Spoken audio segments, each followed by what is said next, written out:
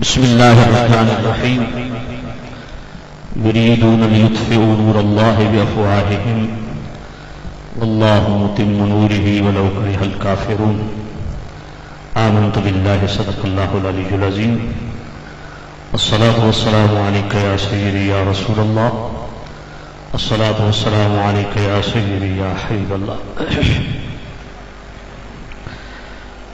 مقتدر محتشم علماء و مشائخ اہل سنت، دور و نزدیک سے آئے ہوئے تمام تحریک لبیک یا رسول اللہ کے کارکنان، رب ذوالجلال آپ سب کا یہاں آنا اپنی بارگاہ میں قبول منظور فرمائے۔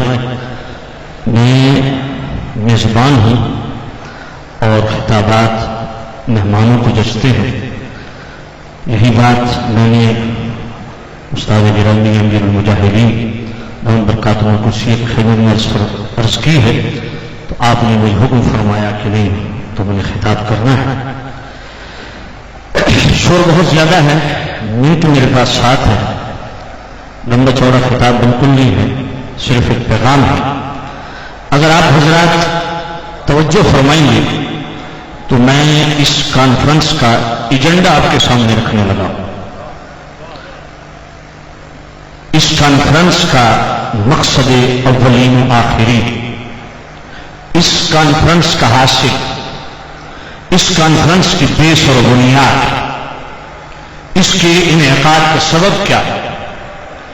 اس عظیم شان کانفرنس کا ہی ایجنڈا نہیں ہے، اس عظیم شان کانفرنس کا صرف دستور اور منشور ہی نہیں ہے، بلکہ ہماری ازدواجی زندگی، خانگی زندگی، خاندانی زندگی، قبیلائی زندگی، ہماری معاشی، معاشرتی، اقتصادی، لسانی، ہماری سیاسی، اخلاقی تمام معمولات زندگی اور تمام معاملات زندگی کا احاطہ کرنے والا ایجنڈا وہ صرف میرے کریم رؤوف الرحیم نبی کا ایک فرمان ہے، اور اس فرمان جو ہمارے لیے نور ایمان بھی ہے، فیض اسلام بھی ہے، پروانہ نجات بھی ہے، ہماری بخشش کا ذریعہ بھی ہے، دنیا اور آخرت کا ہماری سرخروئی سرفرازی کا سامان بھی ہے۔ میرے کریم رؤوف الرحیم نبی کا ایک فرمان اگر ہر پیر، ہر عالم، ہر سنی مسلمان دل میں بٹھا لے، دنیا بھی اس کی سمجھ جائے گی، آخرت بھی اس کی سمجھ جائے گی، یہاں آنا مقصد بھی سمجھ آ جائے گا، سرخرو ہو جائے گا۔ وہ میرے کریم رؤوف الرحیم نبی کا مختصر فرمان، میرے کریم نبی نے فرمایا الصدق ینجی والکذب یہلک، فرمایا سچائی میں نجات ہے، جھوٹ میں ہلاکت اور بربادی ہے۔ سچائی کے لیے سٹینڈ لینا، سچائی کا راستہ کتنا ہی پرخطر کیوں نہ ہو، کتنا ہی خارزار کیوں نہ ہو، عرص حیات تنگ ہی کیوں نہ کر دیا گیا ہو، اور 700 کے کانٹے ہمارے رستوں میں ہی کیوں نہ بچھا دیے گئے ہوں، پاؤں میں چبھے کانٹے سر سے کیوں نہ نکل گئے ہوں، زندگی کی ساری راحتیں بے شک تلخیوں میں بدل جائیں، سچ یہ ہے کہ اگر تم نے سچائی کے لیے سٹینڈ لیا ہے، سرخروئی اور سرفرازی تمہارے قدموں میں ہوگی، کامیابی تمہاری قدموں میں ہوگی، کامرانی تمہارے قدموں میں ہوگی، اور جھوٹ کا راستہ کتنا پرفریب ہی کیوں نہ ہو، کتنا باسہولت ہی کیوں نہ ہو، یاد رکھیے جھوٹ انسان کے لیے ہلاکت کا باعث ہے۔ انسان کی زندگی اگر جھوٹ پہ منتج ہے تو اس کا انجام بھی بربادی پہ منتج ہے۔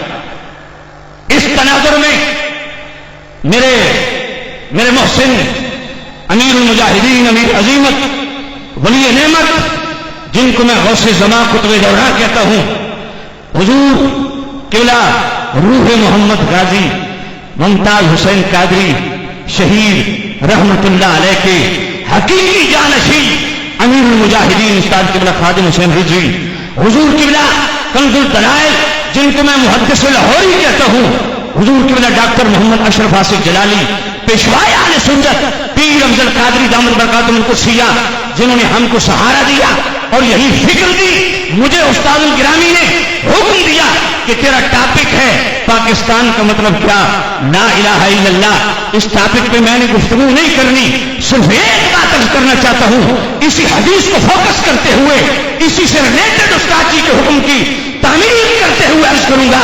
मेरा सवाल है हर आलिम से, हर पीर से, हर सुन्नी से, हर ताजिर से, हर दुकानदार से और ऐवानों में बैठे हुए सियासी बड़ों से, सियासत से मुताल्लिकीन जितने कालम निगार हैं, तज्किया निगार हैं, मुबस्सिरीन हैं, उनसे मेरा एक सवाल है, मुझे बताया जाए तुम हिंदुस्तान से अलग क्यों हुए।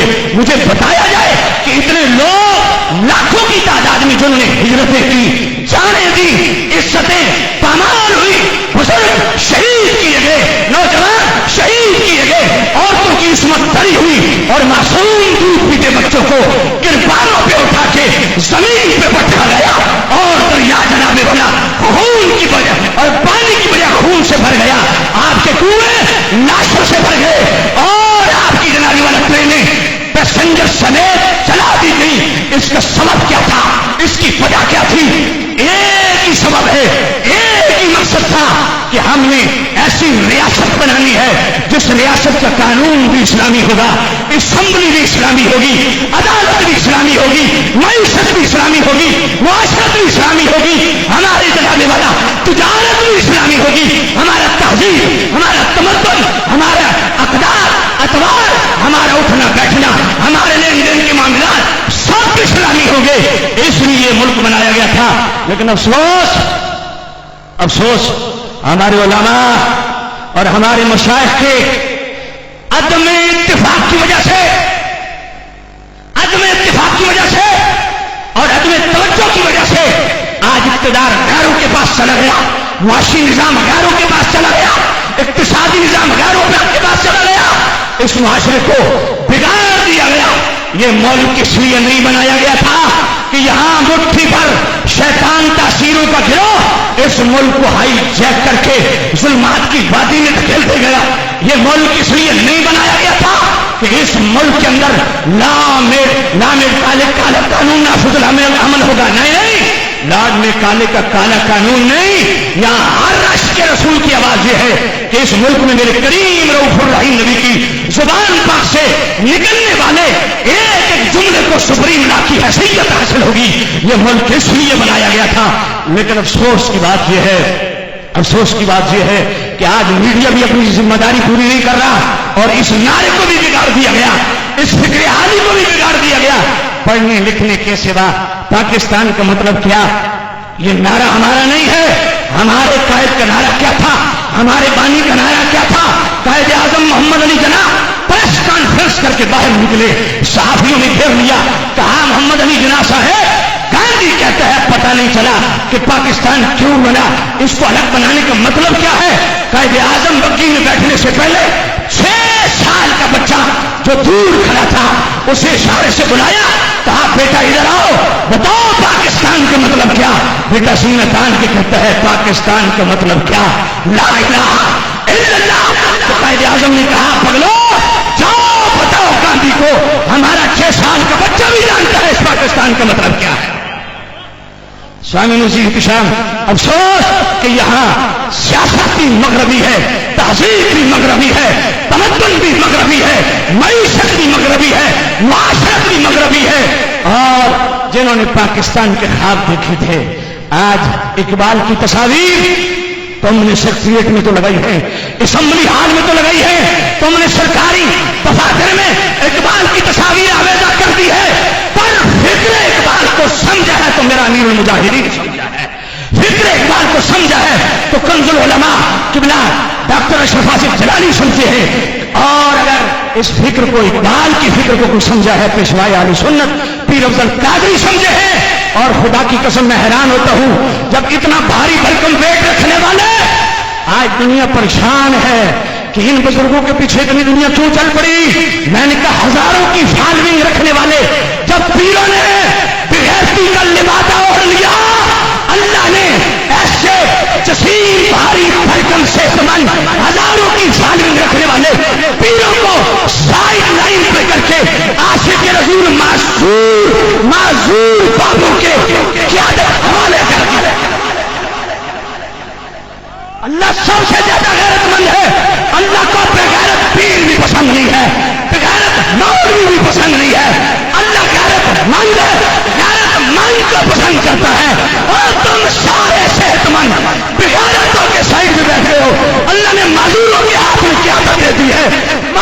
ضرور بدلیں گے اس ملک کی تقدیر۔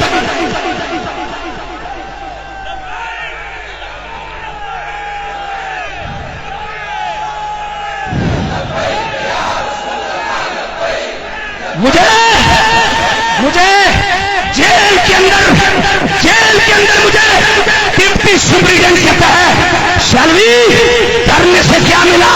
میں نے کہا ڈپٹی سپرنٹینڈنٹ صاحب ہمیں دھرنے سے وہ ملا ہے جس کے لیے ہم سالوں ترستے تھے۔ ہم جناب والا ہم یتیم ہو گئے تھے، کہا کیا ملا دھرنے سے؟ میں نے کہا ہمیں دیانتدار اور مخلص قیادت ملی ہے۔ کہتے ہیں تمہارے بابے وہاں گالیاں نکالتے رہے۔ میں نے کہا اچھا، میں نے کہا تمہارے والدین گالیاں نہیں نکالتے؟